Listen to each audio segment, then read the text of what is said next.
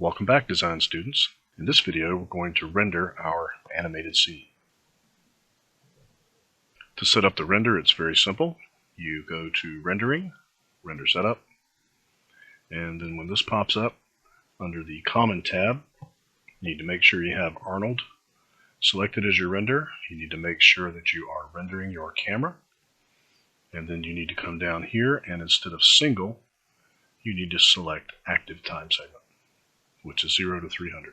You need to make sure that you have an HD TV preset selected. I'm going to make mine 1920 by 1080. And then you need to come down here to Render Output Group, and you need to click Files. And this is where you're going to tell 3D Max where to put your frames. So I'm going to create a new folder by clicking this button right here. And I'm going to name this Frames 02 and push Enter. And you can see that this is going into the Render Output folder of my project folder.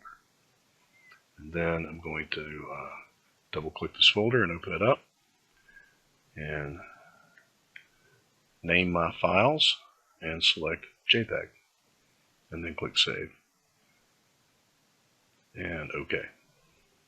Now when I push render, what this is going to do is render my frames one by one, and then we'll have to put it together as an animation in Premiere Pro. So I'm going to go ahead and do that now, and this is going to take a while to render.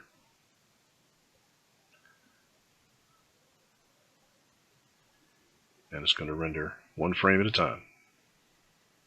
I'm certainly not going to make you watch this happen, but I can demonstrate to you how to do the part in Premiere Pro very easily with the previous frames that I've done.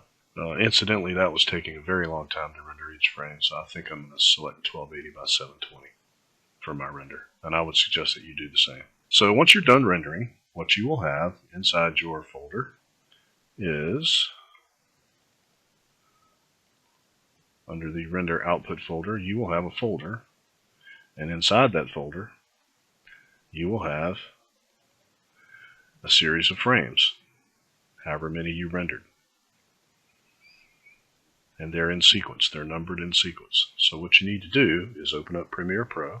And when Premiere Pro comes up, you'll be in the home screen right here. What you need to do is click New Project. And you don't need to worry about any of this. All you need to do is name the project something and pick a location. I'm just going to put this on the desktop. And don't need any of this, just click Create. And then you should be in a window that looks like this.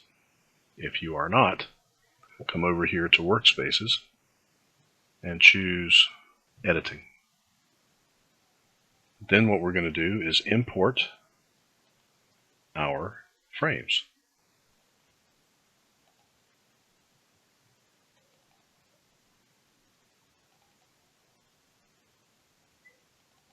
Now, it's very important that when you get to this point, you just click once on the first frame, check this box that says Image Sequence, and click Open.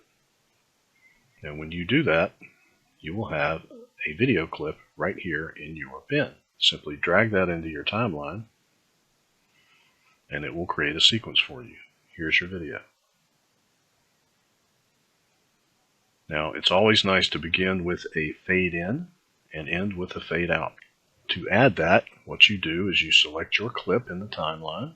You come up to the Effect Controls tab, click it, find Opacity, and make the opacity 0. And then you click the little watch, and that makes this property animatable. Then you move your playhead forward a little bit and make it 100. And you have now created two keyframes that run the opacity. And you get this nice fade in. And then when it gets to the end, to make a fade out, you get towards the end, you click this little diamond button here, you move to the end, to the last frame, and then you click the opacity number, and make it 0. And then you can see your fade out if you drag your playhead back and click play. Now, to render this out, what you do is you, first off, let your playhead run to the end of the clip and push O on your keyboard to set an out point. You can also click this button here, Mark Out.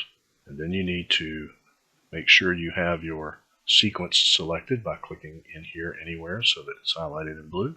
And you need to go to File, Export, Media. And that will bring up this window. When this window comes up, you need to open up the video settings and click More and scroll down and find the bitrate settings. This says 8.5. Check your file size. It can't be any more than 25 megabytes to go onto ArtStation. Mine is 7, so that's good. I don't need to change anything, but if I did, all I would need to do is drag this down and that would change my file size. But I'm just going to leave that alone. Next, we need to tell it where to put our video, so we're going to click on the file name link here, and I'm just going to select my desktop and name it, and click Save. And now all we need to do, since we've set everything up, is click Export. And it will export, and it may take a few seconds. Once that's done, you really don't need Premiere Pro anymore. You can just X out and don't save the project, and your file will be on your desktop. And once you're done, you will have a video of your animation of your ship flying that you could then upload to ArtStation. Hope you enjoyed this series of tutorials, and I'll see you in the next one.